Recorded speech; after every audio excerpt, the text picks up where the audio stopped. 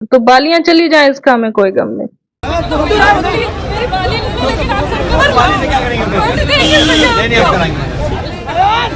अगर मेरी बालियां चली भी जाती हैं, वैसे भैया ने ली नहीं, चली भी जाती है तो उसमें ना अगर सरकार परिवर्तन हो गया तो कई लोगों को बेरोजगारी से बच जाएंगे लोग, गरीबी से बचेंगे। जो लोग पढ़े लिखे हैं सर उनको रोजगार मिलेगा, तो उनके घर में अगर खुशियां आएंगी तो उस खुशी से ज्यादा और कुछ नहीं है सर। अखिलेश यादव कभी बुलाते हैं तो मिलने जाएंगे? बिल्कुल मिलना चाहेंगे और हम निवेदन भी उनसे करते हैं कि भैया प्लीज मुझे बुलाइए। मैं आपसे अभी और मेरे अंदर बातें हैं वो मैं आपसे कहना चाहती हूँ। अच्छा, कभी राजनीति में मौका मिला तो जाएंगे? अभी तो भैया फिलहाल नौकरी ही मेरा ध्येय है और आगे की पता नहीं। इस वक्त हम बिल्हौर में हैं। एक आवाज आप सभी ने सुनी होगी कि भैया बाली ले लो और सरकार बना लो। ये वीडियो पूरे देश भर में वायरल हुआ। वो वीडियो है सपना का। आज सपना हमारे साथ है बातचीत करने के लिए। इनसे जानेंगे कि वो आवाज बाली ले लो वाली कैसे निकली। सपना जी कैसे हैं? नमस्कार भैया, आपको बहुत बहुत धन्यवाद कि आप यहाँ तक आए और हमसे बात की आपने। ये आपसे एकदम से क्या चल रहा था? आप लोग मिल रही थी तो एकदम से कैसे निकला कि भैया बाली ले लो सरकार बना लो? भैया बिल्लौर से गुजर रहे थे और उनसे मेरी मुलाकात हो गई। मैं खड़ी थी साइड पे, उन्होंने मुझे देखा और बुलाया, बोले कि क्या समस्या है बताइए।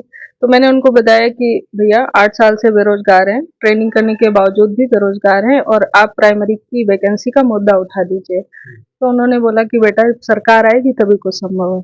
तो मेरे मन में एक भाव आया कि अब सरकार आने पर ही सब कुछ संभव है। ये दिखाई दे रहा, अगर इतने बड़े नेता होने के बाद उन्हें दिखाई दे रहा है कि बगैर सरकार के कुछ संभव नहीं है, उनकी विपक्ष की कोई बात सुनी नहीं जा रही है, तो इस वजह से मेरे मन में ये भाव आया कि हम बालियां दे सके, उन्हें कुछ सहायता दे सकें जिससे वो आर्थिक रूप से और मतलब हम वोट तो देंगे ही उनको परिवर्तन के लिए, तो सबल हूँ इस वजह से।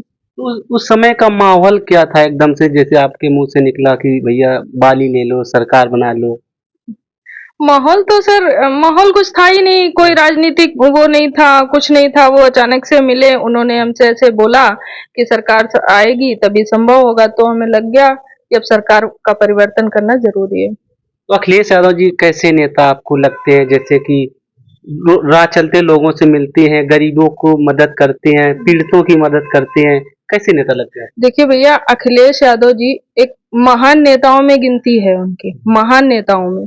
ठीक है, अखिलेश यादव जी ने को उत्तर प्रदेश का विश्वकर्मा कहा जा सकता है और उन्होंने उत्तर प्रदेश का पुनर्निर्माण किया है। आपने इंफ्रास्ट्रक्चर के मामले में देख लीजिए, आप लड़कियों की बात करते हैं, जहां सुरक्षा की बात की जा रही है, 1090 डायल 100 1020 102 108 एम्बुलेंस की जो सेवा है, 24 घंटे सुविधाएं, ये सारी सुविधाएं, ये जो कुछ भी था सब अखिलेश भैया ने चालू किया था। वही आज तक इम्प्लीमेंटेशन है उसी का। तो आपने कहाँ तक पढ़ाई करी? हमने बीटीसी किया हुआ है सर जी। तो जैसे देश में बहुत से मुद्दे चल रहे हैं शिक्षा को लेकर, जो छात्र प्रोटेस्ट कर रहे हैं, उन पर लाठियां चलाई जा रही। इस समय छोटे बच्चे जो हैं वो भी शिक्षा को लेकर अपने मांगों को लेकर सड़कों पर हैं देखा जाए तो। अब देश में जागरूकता का माहौल है, लोग जागरूक हो रहे हैं और इस जागरूक होने में जो डिजिटल चीजें हैं उसमें उसका योगदान है। वो भी अखिलेश भैया ने ही उत्तर प्रदेश को 20 करोड़ लैपटॉप लगभग की बात करें बांटा था और उस समय उन्होंने कोई जाति धर्म कुछ भी नहीं देखते हुए, जिस बच्चे ने ग्रेजुएशन किया था उन्होंने उसको वो लैपटॉप दिया था। किस वजह से? कि वो अपने बोल सके, लिख सके, बता सके चीजों को। तो हम ये कह रहे हैं कि अखिलेश यादव जी जो हैं वो दूरदर्शी नेता हैं और वो युवाओं के नेता हैं, वो दर्द जान रहे हैं। जैसे उन्होंने जंतर मंतर जाकर प्रोटेस्ट किया, डिम्पल भाभी ने वहां जाकर बच्चों का समर्थन किया, उन्होंने इवन पंखा तक किया लोगों को। तो और कौन नेता गया आप बताइए? इतने बड़े बड़े नेता थे, किसी को नहीं दिख रहा था कि प्रोटेस्ट चल रहा, बच्चों के साथ कितना अत्याचार हो रहा है। तो हमें तो केवल वही एक ऐसे नेता दिखाई दे रहे पूरे भारतवर्ष में। सर उत्तर प्रदेश की बात नहीं है, केवल पूरे भारत की हम बात कर रहे हैं कि वही एक ऐसे नेता है जो युवाओं का दर्द समझ रहे हैं सर। तो जैसे वहां पर देखा जाए कि जो सत्ता पक्ष के जो नेता थे बोल रहे थे कि ये जो अखिलेश यादव है, डिम्पल यादव, जो उनके नेता गए तो बोल रहे कि ये राजनीति रोटियां सेक रहे हैं और जो बच्चों पर लाठी चार्ज हुई बोल रहे थे ये लोग, ये तो मेरा काम नहीं है, तो डीएम जो एसडीएम होते हैं उन लोगों के आदेश पर चलाई जाती है। सर अच्छा बताइए कि पक्ष तो जा नहीं रहा था वहां, विपक्ष को भी नहीं जाना चाहिए था। कौन सुनेगा फिर इस देश में हम लोगों को? आप ये बताइए कि अगर वो लोग भी ये सोच के ना जाएं कि हम विपक्ष में हैं और हमको ये ब्लेम लगा दिया जाएगा कि हम राजनीतिक पार्टी हैं और राजनीतिक रोटियां सेकेंगे, तो हमारा होगा कौन फिर सर? ये बताइए। हम वोट किसको देते हैं? नेता को देते हैं ना सर। अब वो जीते ना जीते वो अलग चीज है, लेकिन इसलिए देते हैं कि हमारा कुछ ख्याल रखा जाएगा उस विचारधारा को अपनाते हुए, इसलिए तो वोट देते हैं। तो उसी चीज को देखते हुए वो नहीं जाएंगे तो कौन जाता सर? बताइए आप। तो जो लाठीचार्ज हुई उसको कैसे? लाठीचार्ज तो सर ओफो, ये तो एकदम से मतलब वो सीन याद दिला दिया सर, जलियांवाला बाग हत्याकांड जो था, वो सीन याद आ रहा था कि कैसे उन लोगों पर, निर्दोष लोगों पर लाठीचार्ज हो रही थी। आप समझिए वो शांतिपूर्ण सम्मेलन हो रहा था, शांतिपूर्ण से केवल इस्तीफा ही तो मांग रहे थे सर। अपना हक ना मांगे इस देश की जनता, इस देश का बेरोजगार अपना हक ना मांगे क्या? उसको ये अधिकार नहीं है? उसको भी तो संवैधानिक अधिकार प्राप्त है, वो अपनी बात कह सकती है। अगर सरकार तानाशाही हो रही है तो उसको दिखाना तो पड़ेगा, आईना तो दिखाना पड़ेगा। युवा वर्ग नहीं दिखाएगा तो कौन सा वर्ग दिखाएगा सर? पूरा नीट का पेपर लीक हो गया सर, कैसे पढ़ाते हैं? अगर एक किसान का बच्चा नीट की तैयारी करता है सर, तो 2 से 2.5 लाख रुपए एक साल का लगता है, कहां से आएगा? आप बताइए। और रही बात तो सर, वो तो नीट का एग्जाम था, यहाँ उत्तर प्रदेश के आप एसआई का एग्जाम देखिए, हाईजेक कर लिया गया सर। लेखपाल का एग्जाम देखिए, हाईजेक कर लिया गया। पता ही नहीं चलता कि आप, कोई पारदर्शिता नहीं, रिजल्ट किसी भी रिजल्ट में कोई पारदर्शिता नहीं है सर। आपको केवल फेल या पास मालूम चलेगा, मालूम ही नहीं चलता कि आपके कितने अंक आए, आप क्यों पीछे रह गए, इसका कोई कारण नहीं मालूम चलता। अच्छा, जो सरकार है महिलाओं की बात करती है, शिक्षा की बात करती है, और इस समय जो देखा जाए देश में जो हिंदू मुस्लिम की राजनीति जो चल रही है, इस पर क्या कहेंगे? हिंदू मुस्लिम की राजनीति का अब खत्म होने का समय आ गया है। अब पूरे देश और प्रदेश की जनता, उत्तर प्रदेश की जनता पूरी तरह जागरूक हो चुकी है। उनके बच्चे जागरूक हो गए। जिस घर में जागरूक बच्चे होंगे, पेरेंट्स भी जागरूक हो जाते हैं। आप देखिएगा कि 2027 में बदलाव आएगा, परिवर्तन होगा। और रही बात शिक्षा की, आप बात करें तो शिक्षा सर 8 साल हो चुके हैं बीटीसी किए हुए, कोई वैकेंसी के नाम पर कुछ है ही नहीं सर। स्कूल बंद किए जा रहे हैं, आपने तो देखा, स्कूल मर्ज कर दिए गए उत्तर प्रदेश के। शिक्षा मंत्री जी आते हैं, वो कह देते हैं कि शिक्षक और अनुपात हमारा बराबर है। तो ऐसा है क्या सर? आप बताइए। जब कहाँ से अवसर आएंगे सर? हम लड़कियों को अवसर मिलेंगे कहाँ से? पढ़ने के बावजूद भी अगर हमें घर का ही काम करना पड़ रहा है तो हम क्यों पढ़ें सर? आप बताइए। अच्छा, जो अभी जो इस प्राइमरी या जूनियर जो स्कूल है, इनकी जो बहुत सी खबरें आ रही, जो खस्ता स्कूल है, सरकार लगातार कह रही कि हमने डिजिटल बनाया, इनको स्मार्ट बनाया है, तो जिस के तरीके से वीडियोस खबरें आ रही, सरकार ने मीडिया को बैन भी कर दिया है, इस पे क्या कहना? सर स्कूल पहली बात तो उन्होंने बंद कर दिए हैं। कितने बंद किए? लगभग पूरे देश की बात, हाँ उत्तर प्रदेश में है ये डाटा। और 96,000 स्कूल हैं जो कि भारतवर्ष में, लगभग की हम बात करें, एग्जैक्ट तो मुझे नहीं मालूम। लेकिन तो आप बताइए, जो सरकार स्कूल बंद कर रही है और लगातार खोल रही है मदिरालय, हाँ।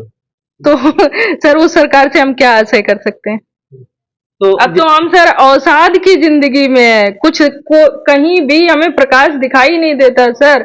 रोज यूट्यूब जैसे हम खोलते हैं तो दिखाई देता है कि आज वैकेंसी आ रही, कल आ रही, परसों आ रही। ये लॉलीपॉप 8 साल से मिल रहा है सर। 8 बार फीस जमा कर चुके हैं कोचिंग में, कि ऐसा ना हम पीछे रह जाए, हम कोचिंग पढ़ ले जल्दी से। सब खत्म हो गया है सर। तो जैसे देश के प्रधानमंत्री ने अभी कहा था कुछ दिन पहले कि सोना चांदी महंगा है, खरीदे ना, तो आपने सोचा नहीं कि हम बाली दे देंगे?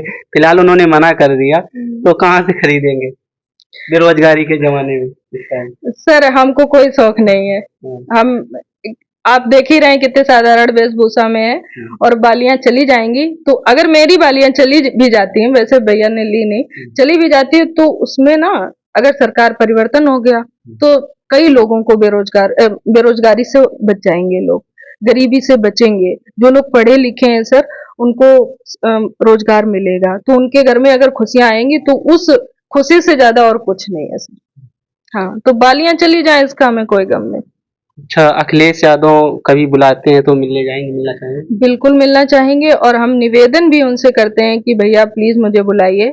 मैं आपसे अभी और मेरे अंदर बातें हैं वो मैं आपसे कहना चाहती हूँ। डिम्पल भाभी से भी मेरा ये कहना है कि जैसे आप लड़ाई लड़ी आपने जंतर मंतर पर, आप पूरे देश से समर्थन पा रही हैं और मेरा भी आपको समर्थन है। आप ऐसे अच्छे काम करिए और पार्टी को मजबूती से चुनाव लड़ाइए और परिवर्तन करिए। अच्छा, कभी राजनीति में मौका मिला तो जाएंगे क्या? अभी तो भैया फिलहाल नौकरी ही मेरा ध्येय है और आगे की पता नहीं। तो लगता है कि जब अखिलेश जी आएंगे तभी सारी समस्याओं का हल होगा। देखिए अखिलेश, ये हमने आपको पहले भी बताया कि एक दूरदर्शी नेता है। मुलायम सिंह जी जो थे उनके पिताजी, उनके वो एक टीचर थे, टीचर थे और वो समाज को बहुत अच्छे से जानते थे कि कहाँ पर समाज कमजोर हो रहा है, कैसे कमजोर हो रहा है। उन्होंने, और इसके पहले जब अखिलेश जी की सरकार थी, बच्चे ढूंढ, हर वैकेंसी उन्होंने निकाली हुई थी।